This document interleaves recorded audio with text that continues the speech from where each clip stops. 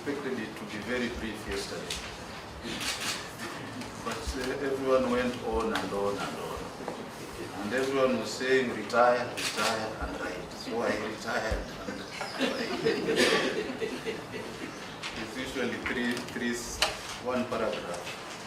So through a letter dated 3rd November 2022 by Senior Principal Prosecution Counsel, Mrs.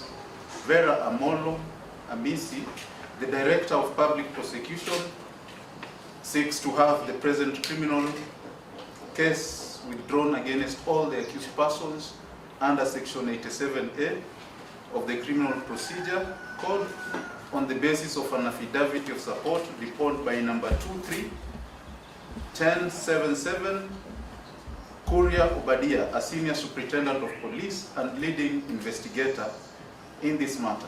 The affidavit in support of the application is dated 2nd November this year, and it was filed in court on the same day.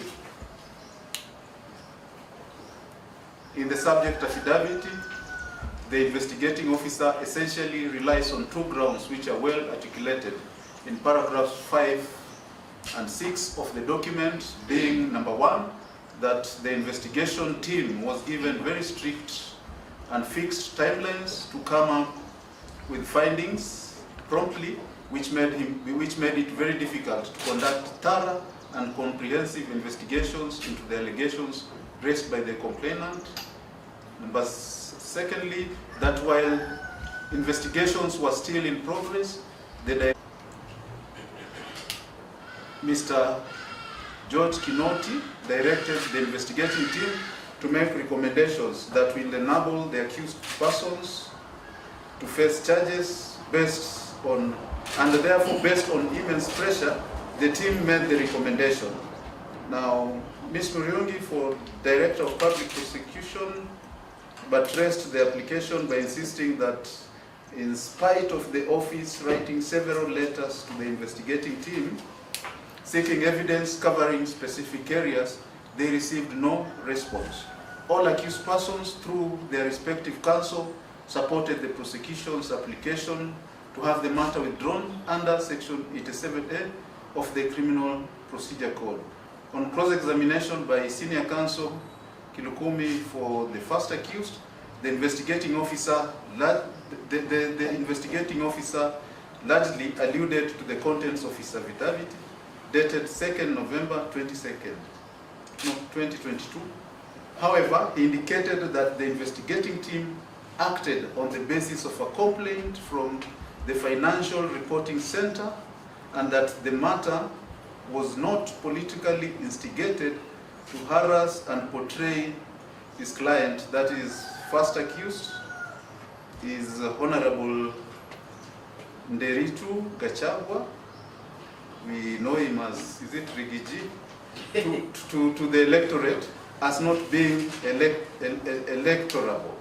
It is now common knowledge that first accused is the Deputy President of the Republic of Kenya, whereas again yesterday it also came to my knowledge that second accused is it current Senator for Nyeri? That is Honorable Wahome Mwangi. I believe this is why the issue of political harassment has been taunted by the defense as the reason for the arrest of the accused persons. It will be repetitive for the court to delve into submissions of each individual counsel in respect to the instant applications, since they all associated themselves with the submission by Senior Counsel Kilukumi for the first accused. Essentially, they are of the view that first accused was the principal target in this matter, and the rest of accused persons are merely collateral damage, hence the entire proceedings amount to abuse of due process.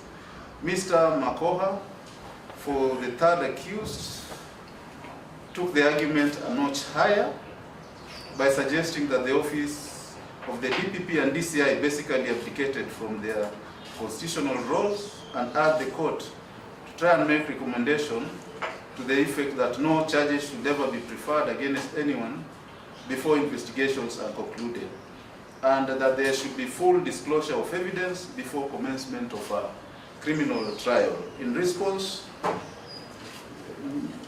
Ms. Muriungi for the state told the court that the office of the DPP relies on policy guidelines before the decision to charge is taken. The policy guidelines provide for 3 tests. I didn't know this. There's the evidential test, there's the public interest test, and the threshold test. In this matter, the DPP relied on the threshold test based on available evidence with the expectation of further evidence. With the expectation that further evidence will be availed before the hearing date. Counsel further added that under Section 54, under Section 5(4)(e) of the DPP Act, the DPP has the powers to review any criminal case. It was of the view that if A3 felt that his rights had been violated, he ought to have moved the High Court, since this court allegedly lacks jurisdiction to entertain such. I differ on that issue, but again, won't delve in it because it's not part of what was to be determined. There being no objection to the substantive application by the prosecution to have the matter withdrawn under Section 87A of the Criminal Procedure Code, the application is hereby granted. Now, the accused persons are hereby warned and informed that they may be rearrested in future and on the same or similar charges. However, as suggested by counsel for accused number 3, I believe it is important for courts of law to make recommendations which might improve the criminal justice system based on real-time observations. As court of laws, we are no longer passive arbiters of everything and anything that is presented before us for adjudication. Never, in my view, should the judicial system be used as a stopgap measure or even a doormat. There is need to respect institutions. Recommendations are necessary at whatever level. More so, when a criminal process seems to overtly offend Article 52 of the Constitution of Kenya, which provides that every accused person has a right to a fair trial. I have read and reread I think he wrote wrongly. I have read and reread, I think it's Article 157. Article 157 of the Constitution of Kenya, which establishes the office of the Director of Public Prosecutions. It is a very, very powerful constitutional office, and it is subordinate to none when it comes to the instituting,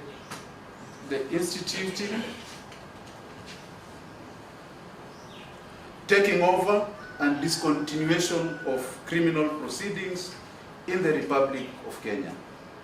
The DPP is basically in charge of conduct of all criminal proceedings in the Republic. Under Article 157(4), same Constitution, the Director of Public Prosecution has been granted powers to direct the Inspector General of the Police Service to investigate any information or allegation of criminal conduct, and the Inspector General shall comply with any such directions.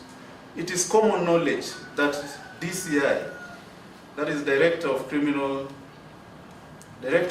Criminal Investigation, is the investigative arm of the Kenya Police Service, which is led by the Inspector General of Police. The question that begs an answer at this juncture is how come in this matter, is how come in this matter the Director of Public Prosecution seemed to have acted and preferred charges based on inconclusive investigations, since they were anticipating for evidence. One cannot be faulted to infer that he acted also under pressure. One cannot be faulted to infer that he acted under pressure from his junior, the DCIO, contrary to expectations of the office. The issue of adherence to some internal policy guidelines can never be the basis to deny a citizen his liberty. There is, in my view, only one logical threshold that should be the basis of charging any citizen. That is evidentiary value. Evidence presented should be able to prove a case beyond reasonable doubt. Under Section 157(11) Constitution of Kenya, while exercising powers of his office, DPP is expected to have regard to public interest, the interest of administration of justice, and the need to prevent abuse of legal process. These proceedings are testimony to the fact that the DPP acted contrary to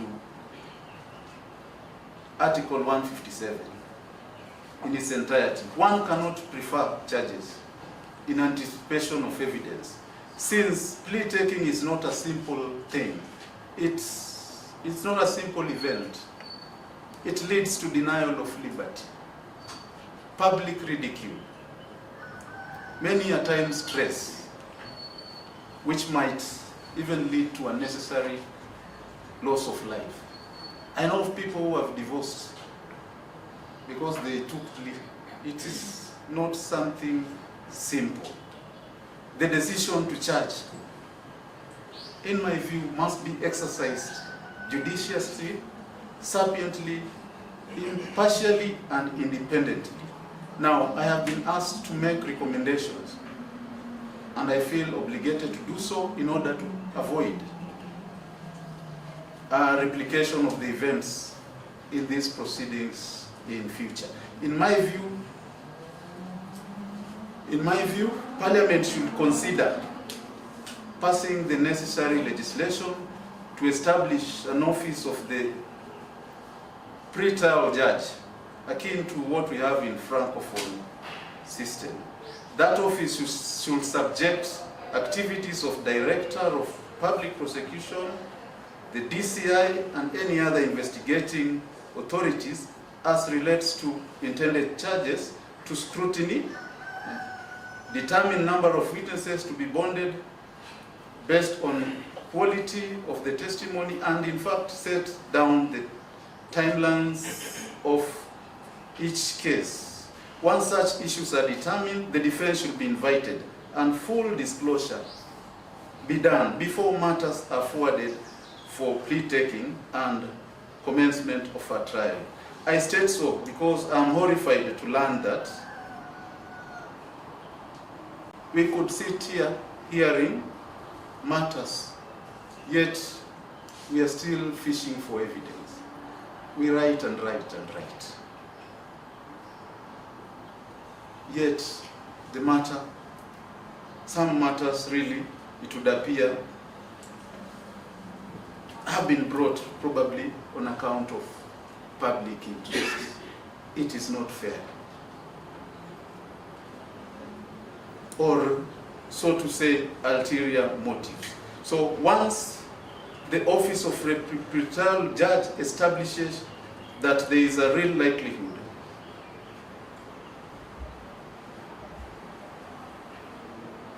that there's a, once the office of the pre-trial judge establishes that there is ample evidence, of course in tandem with the other offices, chances are that plea taking, plea bargain shall be the norm in this country rather than plea taking, because an accused person will actually see the evidence that is facing them, and more or less they'll just enter into plea bargain. That is what happens in countries with strong judicial systems. It is unfair, as I stated earlier, to subject officers, judicial officers, to taking lengthy notes and hearing ridiculous witnesses. Again, sorry, when we are still fishing for evidence, or rather when we know really there is no case. That particular office would eradicate the ghost of backlog in the judiciary. Again, second recommendation, this one is personal view. We should introduction of personal, prosecutorial and investigative liability. Investigators and prosecution counsel have played a blame game in this matter. I have heard them. They are our fellow citizens. What they are simply saying in different tones and words is that we were instructed to proceed and operate within what was at hand. Definitely, administrative action will follow if they refused to comply.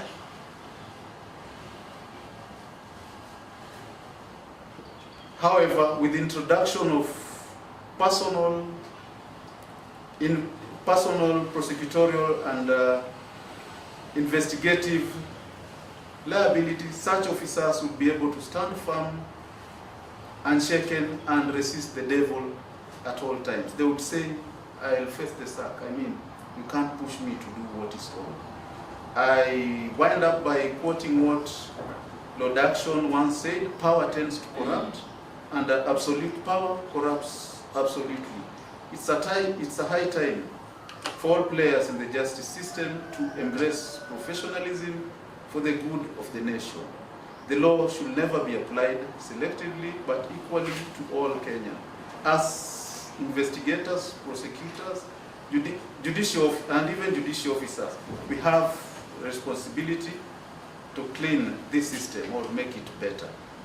You never know, we may end up being subjected to the same process. Yet we have time now to change. Now, we have parliamentarians here. I think number 1 and 2, it's Wahome, you are here. Yeah, you should take up the initiative. I give you honor. Don't go there and bang your, how they clap. Come up with this legislation. Let us have this office to be serving what the other 2 offices are doing. 3 are better than 2. So it has been proved 2 can connive. So that is all. So the application is basically granted. We have cash bills. Yes, Your Honor, the 12 million shillings as condition for his release, and he also deposited his passport in court. We apply that the cash bail be refunded to the first accused and his passport be released to him. So the same applies to... And all the other accused persons? All other accused persons. Yes. Cash bail, bond, that's all. Yes. Thank you.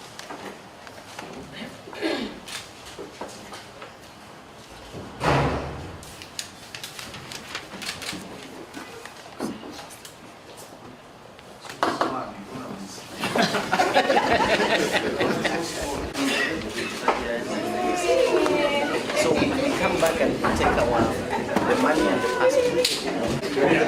Yes, the money. Yes, we can get the money this afternoon.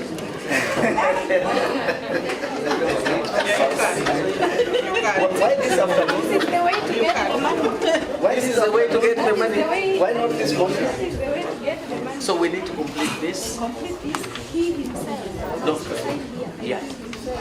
Well, let me say that one would expect that one would feel happy, but I feel saddened to know that the last 3 years we've walked a journey that everybody knew that have been the use of the police forces, the use of the judiciary to oppress people who are of a different opinion. The saddest thing in the history of this country is that we were here 24 years ago during the Moi regime. We found ourselves again there in the last 5 years of the Jubilee government, where we have witnessed the weaponization of the state corporations like KLA, like the EACC, like the judiciary, like the DPP. Moving forward, being now in the parliament, I would want to assure Kenyans that they will never again have to fear or speak in whispers or be forced to use such WhatsApp to call their friends because they fear that they could be followed by the police. This should not happen, and it will not happen. We'll put legislative measures in place.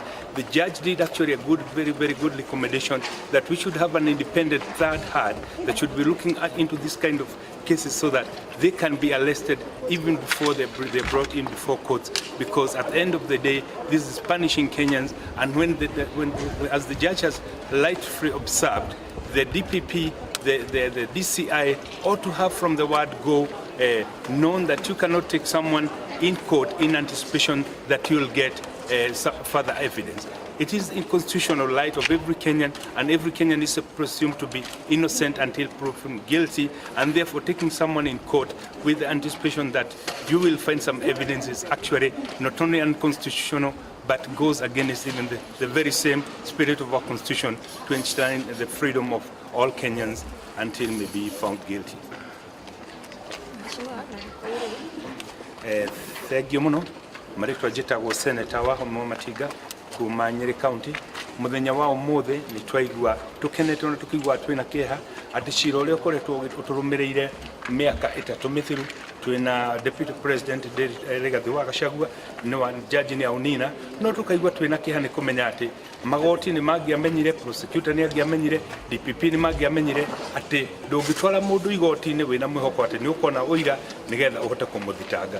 Nĩ tũkwenda kũria thirikari ĩrĩa ĩrĩ kuo tondũ nĩ tũraugire gũtirĩ mũkenya ũngĩ tũkenda agere gacira gaka tũronire tũkĩgera mĩaka 5 ya Jubilee tutikanahũthĩre systems citũ cia EACC kana cia kũngania magoti ona kana DPP kũhinyĩrĩria andũ tondũ marĩ na mũrũgamo ũngĩ wa gĩũteti. Ngenda kwĩra Kenya maũndũ macio nĩ marathire na thirikari ya Jubilee matikamaigua rĩngĩ na ithuĩ tũikarĩire tena tũthĩnĩkĩtwo gũ tũrathĩnĩkire mĩaka ĩyo 3 na njuge nĩ ũndũ ũrĩ thoni mbere ya ciana cia family citũ harĩa arata itũ andũ atũraga biacara nao rĩrĩa ũgũtũrĩ tũgotini ũgĩtagwo mũici o thirikari ĩkĩmenyaga wega atĩ nĩ mandũrĩ kĩndũ kĩa mũndũ wehutirie na nĩ mangĩamenyire gũtirĩ tondũ rĩrĩa twarutaga ũira nĩ twameririe ũguo no nĩ mathire na mbere na andũ arĩa nao twarutaga wĩra nao makĩambĩria kuma threaten marute wĩira nĩgetha tũtuĩke nĩ tũgũtwarwo igoti-inĩ. Njuge maũndũ maya rĩngĩ tũtikenda kumona bũrũri ũyũ nĩ tũgũthondeka mawatho marĩa magĩrĩire. Borithi national kĩrĩa hairwo independence ya gũkorwo marĩ na accounts ciao makĩra na accounts ciao matikanĩtĩkĩre kũhũthĩka rĩngĩ mũndũ akauga atĩ heo orders from above tondũ onakorwo heo orders from above mũndũ nĩ arĩire muma wa kũruta wĩra na arĩa mararĩho tondũ nĩ mangĩamenyire mamenye no tũgũthiĩ kũmera atĩ nĩ tũrathĩnĩkire mũno na no nginya tũcoke igoti-inĩ nĩgetha matarĩrie atĩ nĩ matitherwo nĩ mamenyaga o kuma mbere tũtiarĩ na mahĩtia matarĩrie kana no ũnyite mũndũ ũkĩhokaga nĩ ũkanyini ũkona ũira tondũ nĩ maratwerithirie family citũ irathĩnĩka biacara citũ iragwa no nginya tũcoke igoti-inĩ nĩgetha tũtherie rĩtwa ritũ.